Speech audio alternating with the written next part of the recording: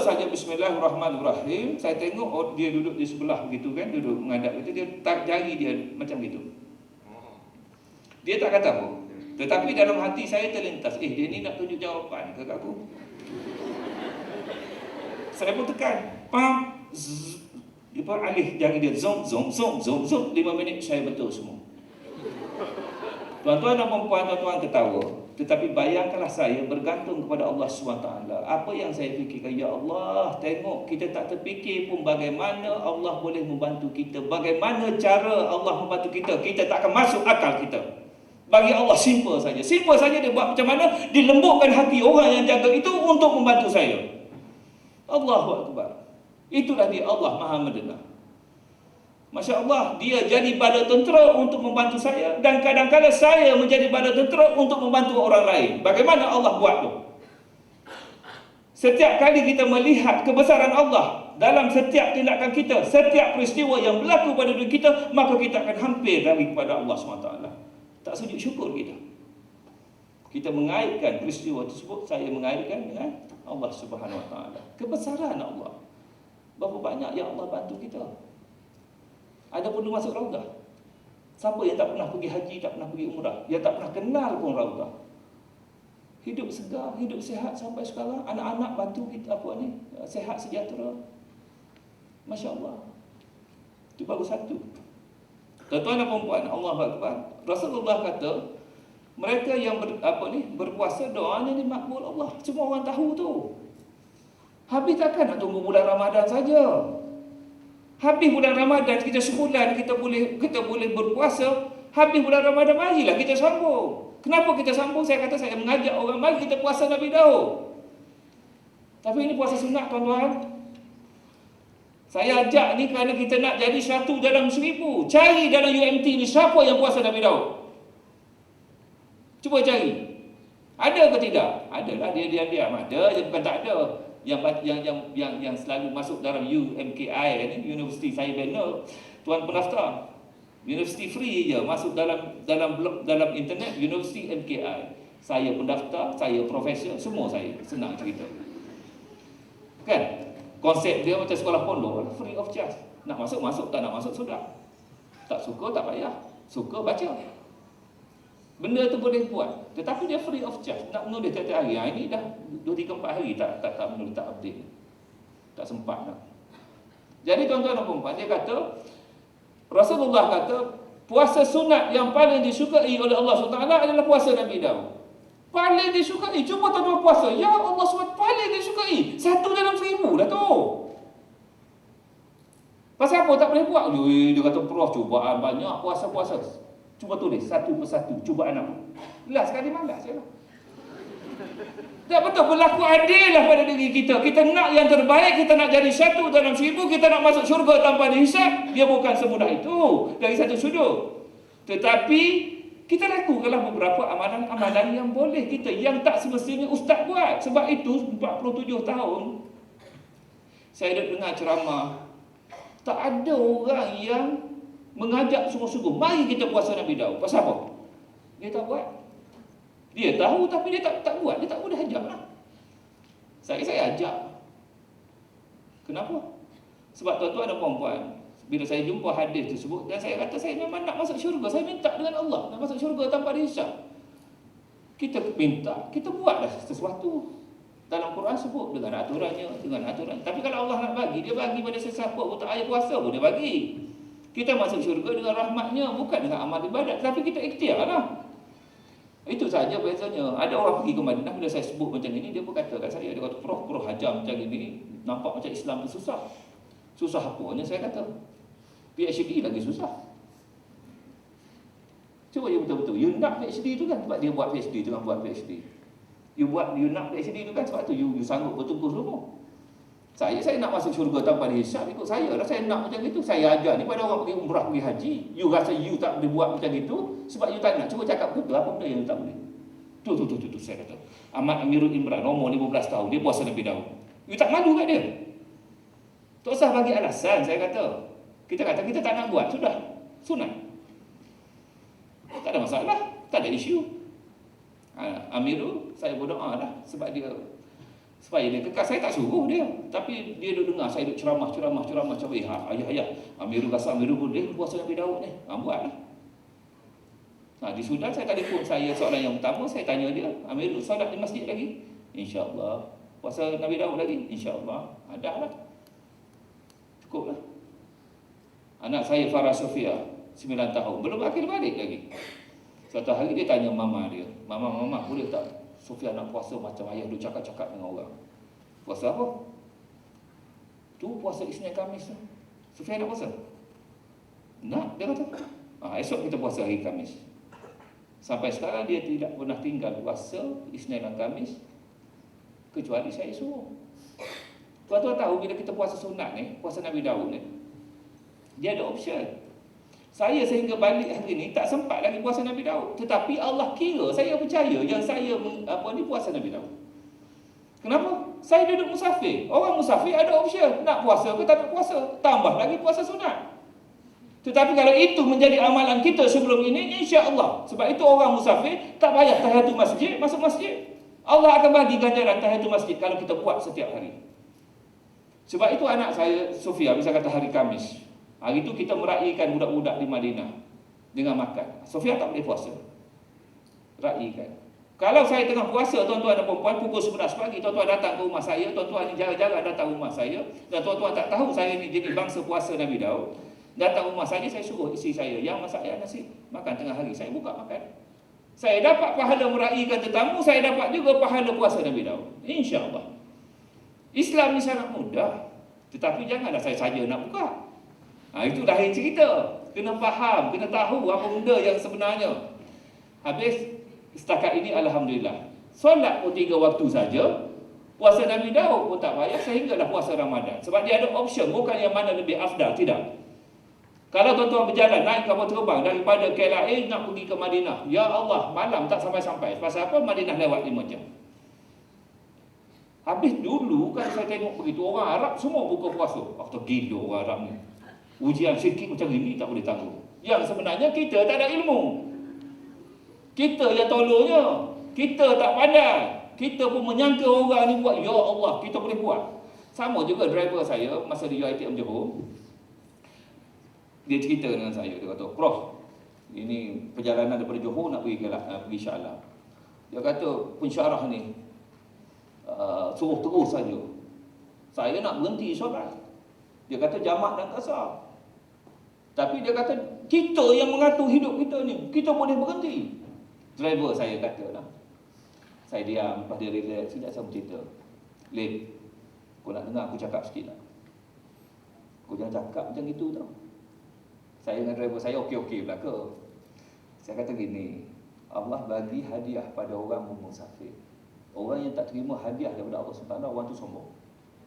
Dia bukan soal kita mampu ataupun tak mampu. Ini hadiah daripada Allah SWT untuk orang bermusafir. Pensyarah tu betul.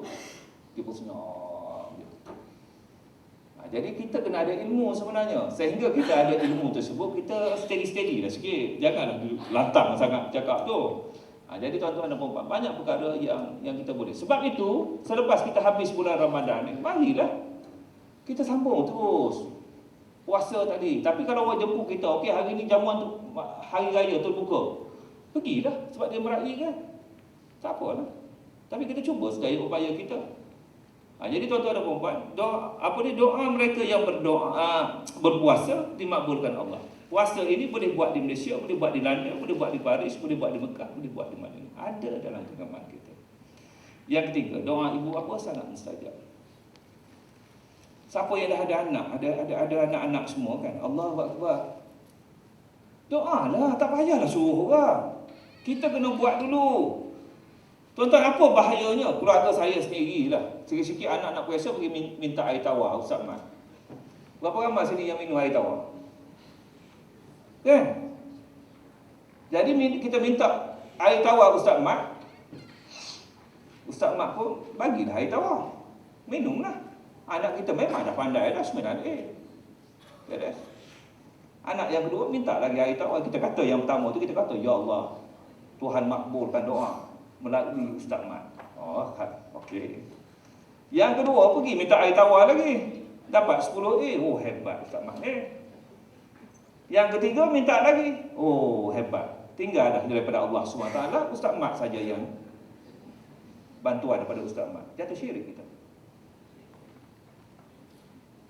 Jadi ini yang kena nak berhati-hati. Saya baik dengan Ustaz Mat. Dia duduk urut saya. Sambil urut tu saya tanya, Ustaz, kalau orang minta doa ni, barang-barang hilang lah pun ni, Ustaz Mat buat apa? Oh, kita bangun malam minta dengan Allah. Itu saja.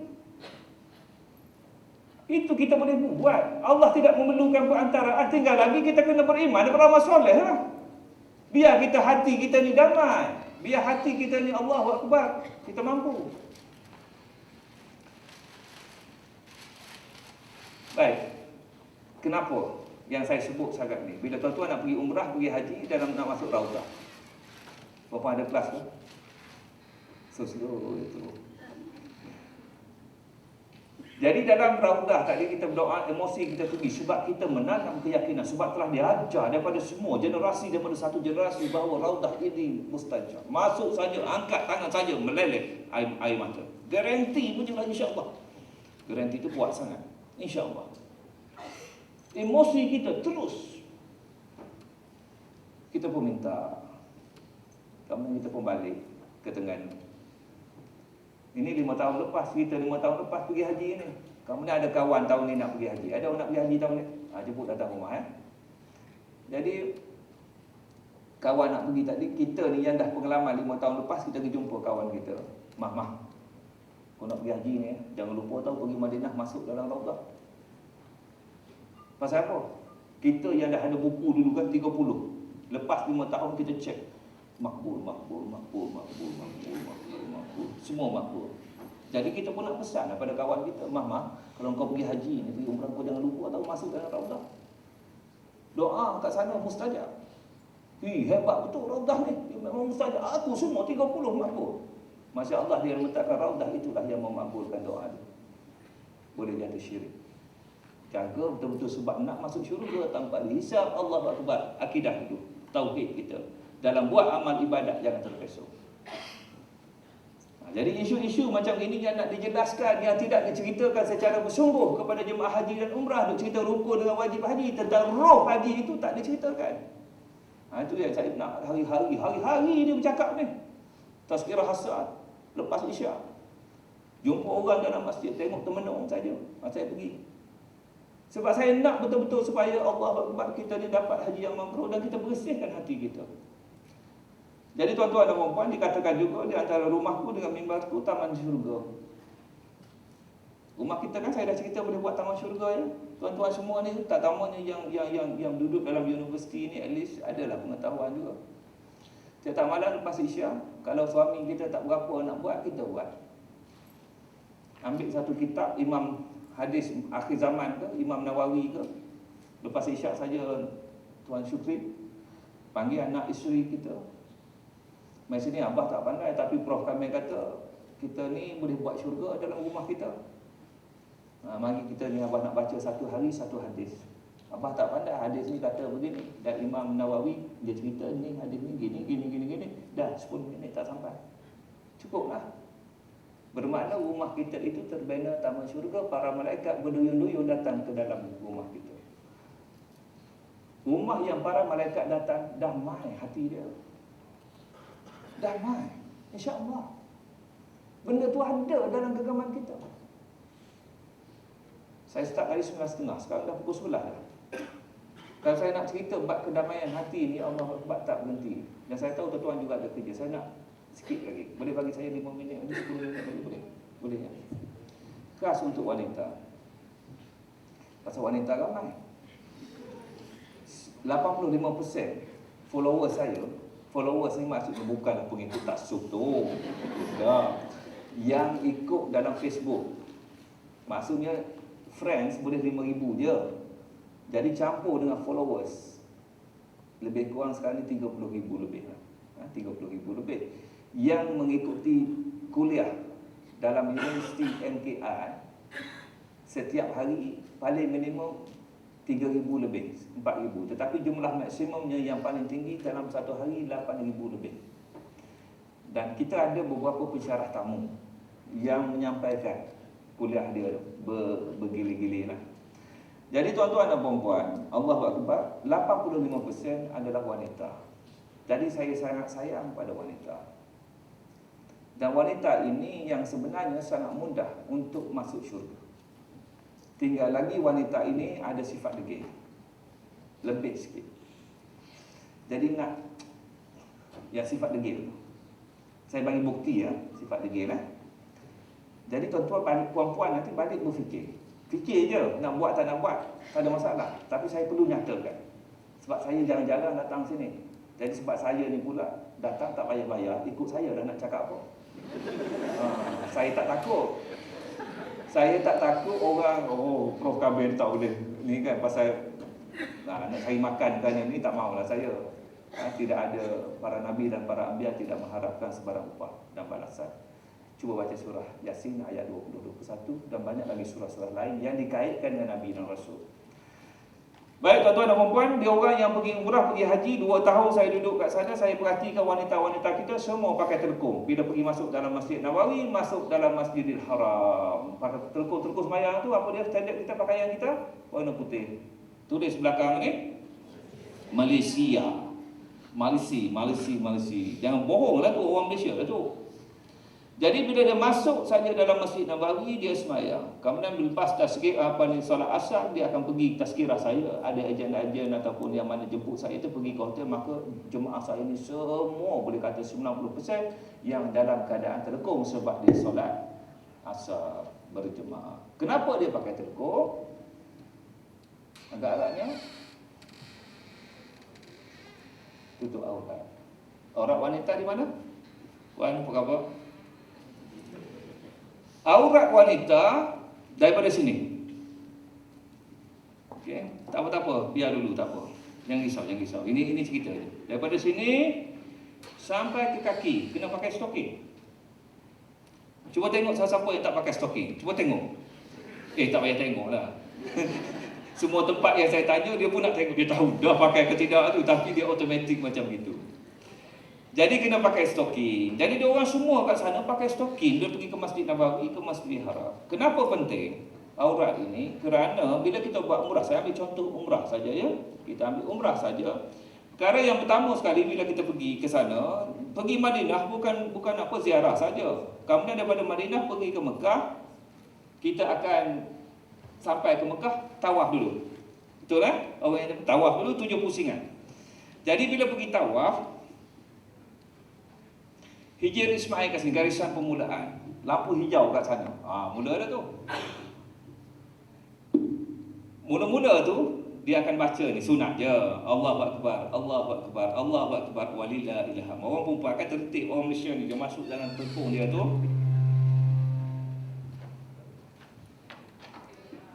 Ya, aku cakap.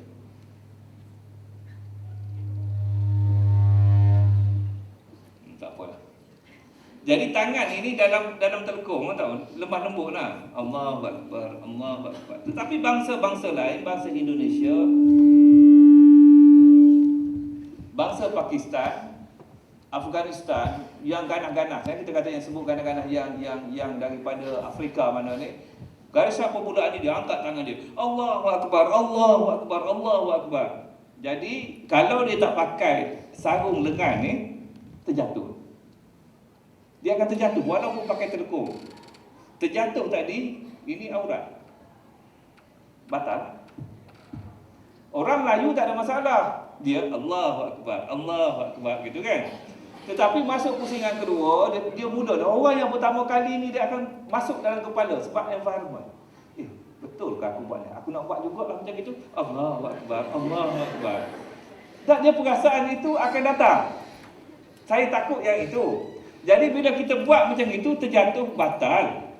Itu satu. Ini depan mata saya sendiri, cuma saya tak dapat nak tegur. Kerana apa? Dia suami dan isteri, suami dia lebih tinggi, isteri dia lebih rendah. Bila tawaf orang ramai, dia apa yang dia buat? Dia duduk belakang suami dia, dia pegang macam itu. Dia pegang bahu. Macam kata Tuan Haji Syukri, saya pegang bahu macam itu. Dia pegang. Dia pegang bahu macam itu, dia tawaf lah. Bila kedudukan tangan itu macam itu, terjatuh. Batal. Okey, bila batal, tawaf tak sah. Bila tawaf tak sah, sa'i pun tak boleh buat. Sa'i tak boleh mendahului tawaf. Lepas tu tahlul, gunting rambut tu, habislah umrah. Dia selesai lah. Balik Malaysia bersama suami isteri dalam ihram lagi. Sampai gitu sekali saya jagalah. Tetapi setelah kita jaga betul-betul, maknanya kita dah pakai sarung lengan ni, kita dah pakai stocking, kita dah jaga apa-apa, ya Allah subhanallah. Lepas habis tawaf, kita cerita dengan Allah, ya Allah Tuhanku, aku dah selesai menunaikan ibadat tawaf ni, ya Allah, jika ada salah silapku, ya Allah, ampunkan dadaku, ya Allah. Kita tak tahu, tetapi kita dah berusaha. Ini belum berusaha habis lagi tu, kan? Baik, itu tak ada masalah lah. Sekarang nak balik, dah selesai semua ni. Katalah kita di Mekah nak pergi ke Jeddah, nak naik kapal terbang nak balik Malaysia. Agak-agaknya dia orang ni pakai telekong ke tak? Macam juga lah perempuan pergi solat kan, pakai telekong kan? Datang kerja pakai telekong tak? Jadi suami-suami semua yang pergi umrah, pergi haji, tolong tengok isteri tu. Kalau pakaian dia boleh buat solat, no problem. Sekarang ni tuan-tuan semua, perempuan semua sini yang ada kat sini, saya kata jom kita solat duha belakang. Semua boleh angkat terus. Allahu Akbar. Ini yang berlaku. Roza, anak-anak murid dia semua orang Saudi, perempuan semua. Masuk saja waktu, berhenti mana. Semua tempat ada, bawah tangga, apa semua solat belakang. Sebab perempuan tak payah berjemaah. Terus saja ambil wuduk, terus sembahyang. Pasal pakaian dia menutup aurat. Jadi kalau kita ni kena tukar balik, jadi suami-suami kalau di Mekah Madinah lah dulu ya, tanya tu isteri kita, kau ingat Allah ni ada kat Masjidil Haram saja ke? Kau ingat Allah ada dekat Masjid Nabawi saja ke? Yang duduk berjalan ke hulu kiri naik kapal terbang tu tak apa ke? Sebab itu tanda wanita untuk dapat haji yang mabrur ataupun umrah yang mabrur sejurus meninggalkan Mekah dan Madinah. Sebab apa yang saya kata tadi, kita tahu bahawa kita kena menutup aurat bila kita kena solat, bila kita nak duduk dalam Masjidil Haram, kita duduk dalam nak buat tawaf, kita tahu kita kena menutup aurat, balik saja atas kapal terbang, semua terborai dah. Inilah sifat degil manusia. Ya Allah cerita dalam Quran. Masukkah kita dalam 1 dalam 1000? Tak, kita masuk dalam grup ramai-ramai. Ia jadi masalah yang lebih besar lagi bila di rumah. Puan-puan semua yang tahu hari ini, dengar cerita saya hari ini, bila sampai di rumah, balik umrah, balik haji, ataupun hari-hari biasa, duduk dengan suami berdua saja, adakah kita tutup aurat?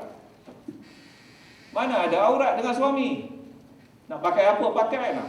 Tiba-tiba sepupu kita datang, kita pun berlari masuk dalam bilik, Allahu Akbar, pakai tudung, pakai apa semua, cuba tengok kaki, pakai stocking ke tidak?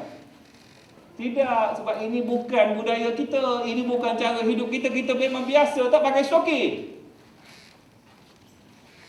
Nak habis tak puan? Sikit lagi. Dia kan nak bagi penutup je. Tapi tak apalah, alhamdulillah dapat juga saya tengok puan-puan semua. Maknanya walaupun kita tutup rambut, rambut ini bukan semata-mata itu aurat kita. Hatta yang kaki ini pun kena jaga. Jadi ini susah sangat kena buat. Tak, boleh buat beli stokin je. Beli stokin sarung sajalah. Pasal apa tak nak macam itu? Sebab degil lah.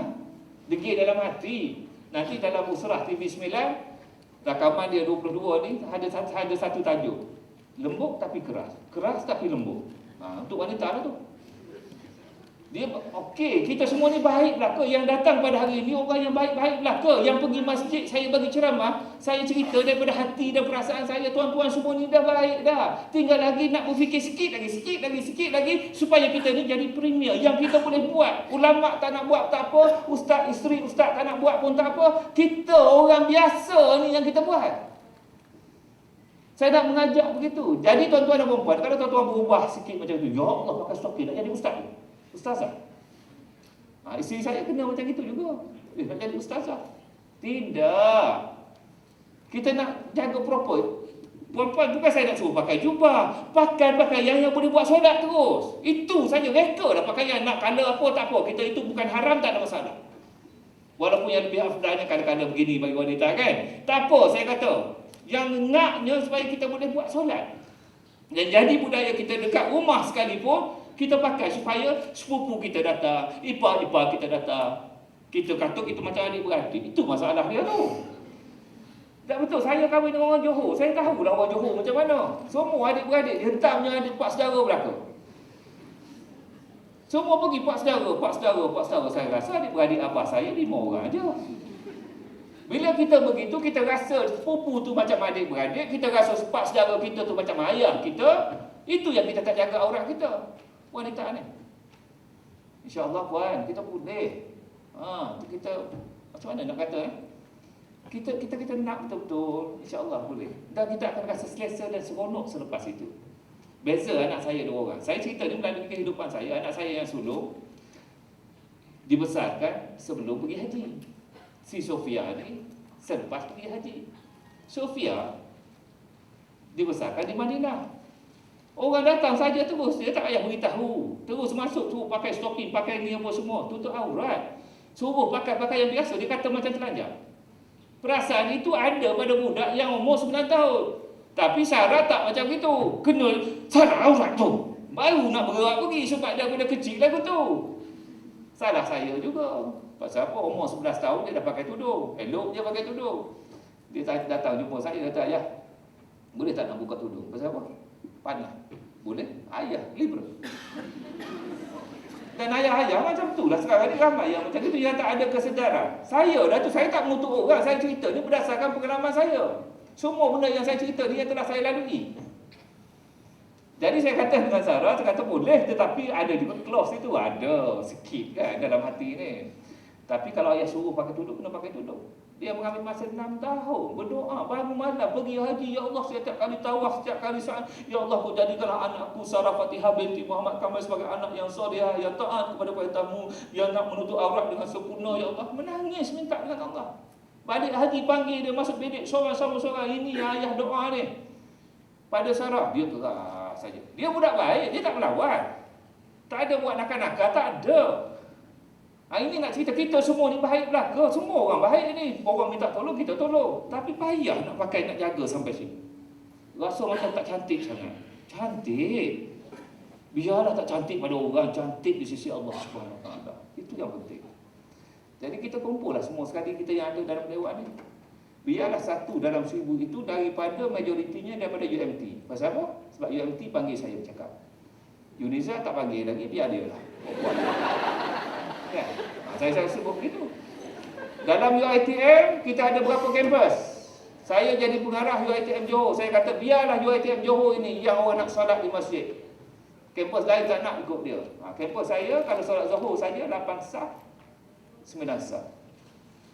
Tempat lain kalau pergi setengah sah. Biar dia boleh jadi begitu. Dia boleh jadi begitu biar kita, supaya yang kita ada kesedaran tadi, kita cuba buat sikit-sikit untuk keluarga kita. Baik, saya tanya, berapa ramai di antara kita ini yang solat subuh berjemaah di masjid? Okey, kita solat. Bagus dah tu. Memang bagus, tak ada masalah. Tetapi berapa ramai di antara kita ni yang tak sanggup nak kejut anak lelaki umur 7 tahun, 8 tahun, 9 tahun, 10 tahun, 11 tahun, 12 tahun ikut kita ke masjid solat subuh kerana takut dia mengantuk pergi sekolah. Ini yang diajar oleh ibu bapa yang nak masuk syurga tadi. Takut nak mengajar anak dia supaya sama-sama pergi ke masjid. InsyaAllah tak mengantuk. Selepas beberapa fasa. Macam saya kata, Amirul pun nakal juga dulu. Tapi saya yang pertama, yang betul-betul saya jaga solat berjemaah di masjid. Kena pergi masjid. Macam mana pun kena pergi. Kalau saya kerja, Amirul bangun, Amirul. Amirul, subuh Amirul bangun. Senyap. Amirul bangun, Amirul. Senyap. Amirul bangun! Memang satu rumah akan bergerak. Dia orang dah tahu dah. Kadang-kadang dia biar je macam itu, dia nak dengar yang jerkah. Budak-budak zaman sekarang dah tahu sangat dah. Memang dia bukan takut dengan kita, tetapi kita kena bagi tahu, kena ajak, kena persisten. Kalau tidak dia itu kita. Budak-budak zaman sekarang. Tapi bila kita suruh, insya-Allah bila dia bersendirian pun saya haraplah, saya minta. Bila berjauhan macam saya dengan Amirul ni, dia di Sudan, saya di sini. 17 berapa ribu kilometer, 7,000 kilometer. Tak ada apa dah. Yang kita bangun tengah malam minta, ya Allah ya Tuhanku, kau jadikanlah anakku Ahmad Amirul Imran sebagai anak yang soleh, yang taat oleh perintahmu, supaya dia dapat mengerjakan solat di masjid, ya Allah 5 waktu, ya Allah, supaya gini kita minta dengan Allah. Dia yang jaga, tak ada apa dah. Habis kalau kita duduk sejauh ini, mama dia selalu menangis bila telefon, mama macam mana nak buat nasi goreng. Tak nangis mak. Kan? Makanan itu mengikat hubungan antara anak dengan ibu. Daripada Sudan telefon kata macam mana nak buat nasi goreng. Dia telefon ibu dia. Kalau ibu sendiri tak pernah masak untuk dia, apa yang ada pada anak? Tak ada. Kalau kita pergi beli kedai, masuk dalam microwave, pun bagi anak kita makan. Tak ada hubungan tersebut. Orang marah pula boleh cakap itu. Oh, kita sibuk, kita ada kerja lain. Buatlah. Orang Melayu kita ni pernah. Kami bercakap dalam IQ. Dia cerita pasal makanan sebagai pengikat kasih sayang kan. Puan-puan tahu, di dapur itu dah tempat yang paling selamat bagi wanita. Kita nak masak kan? Tempat yang paling selamat kenapa? Nak mengumpat dengan siapa? Tak ada. Yang ada nak cop, nak itu apa semua tu. Masa tu dah subhanallah, subhanallah, subhanallah. Ya Allah, ya Tuhanku, kau jadikanlah makanan ini sebagai pengikat kasih sayang antara aku dengan suamiku, ya Allah, dengan anak-anakku, ya Allah. Lemburkanlah hati mereka, ya Allah. Doa. Itulah obat pengasih.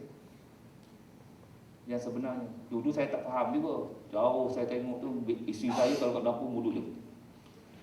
Ya Allah, kena ayat pengasih. Itu aku. Tetapi tak apalah. Ikatan itu terjadi. Itulah yang lahir buku Aroma Antara Benua. Itu bukan buku masakan. Mengesahkan kisah-kisah mengenal Tuhan melalui makanan. Bukan sekadar resipi dan sebagainya. Alhamdulillah. Jadi tuan-tuan dan puan-puan, Allah Akbar, saya dah bercakap dekat 2 jam ni saya rasa. Terima kasih banyak-banyak kerana sudi datang, sudi dengar. Mungkin lain kali 9.30 tadi kan? Saya datang 9.30, 10.30, 11.30. Jadi kalau nak ikut program saya nak beritahu kata boleh tak pasal TV3 saya nak pergi tengok. Tapi memandangkan ada yang dah beli buku apa semua tu, saya keluarkanlah masa untuk sains sikit. Kalau tuan-tuan dah ada kat sini, tak apalah, saya dah suruh orang rakamkan. Sebab saya pukul 11.30 TV3 sedang menyiarkan Jom Santai Bersama Selebriti. Itu saya lah tu. Allahu Akbar. Saya minta maaf kalau salah silap. Tapi kita bertekad ya untuk menjadi satu dalam 1000, insya-Allah. Mudah-mudahan Allah makbulkan doa kita. A'udzubillahi minasyaitonirrajim. Bismillahirrahmanirrahim. Alhamdulillahirabbil alamin. Allahumma shalli ala Muhammad wa ala alihi Muhammad. Allah wahdahu la syarikalah, Muhammad abduhu wa rasuluh. Tawajjaha syi'ta fa innaka mansur. Ya Allah, ya Tuhan kami mohon keampunan daripada-Mu ya Allah. Sungguh banyak dosa-dosa yang telah kami lakukan ya Allah. Ya Allah, ya Tuhan kami, ampunilah dosa-dosa besar kami, dosa-dosa kecil kami, dosa-dosa penglihatan kami, dosa-dosa pendengaran kami, dosa-dosa tutur kata kami, dosa-dosa lintasan hati kami, ya Allah. Ya Allah, ya Tuhan kami, jika kami pernah berlaku syirik, pernah menduakan-Mu, ya Allah, ampunkanlah kami, ya Allah. Sesungguhnya kami tidak pernah berniat begitu, ya Allah, jika ia berlaku kerana kebodohan dan kejahilan kami, ya Allah.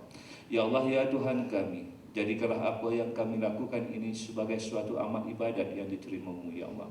Kumpulkanlah kami semua di jannah, ya Allah. Kumpulkanlah kami semua di sana, ya Allah. Kumpulkanlah kami tanpa dihisab, ya Allah. Kumpulkanlah kami dengan rahmat-Mu, ya Allah.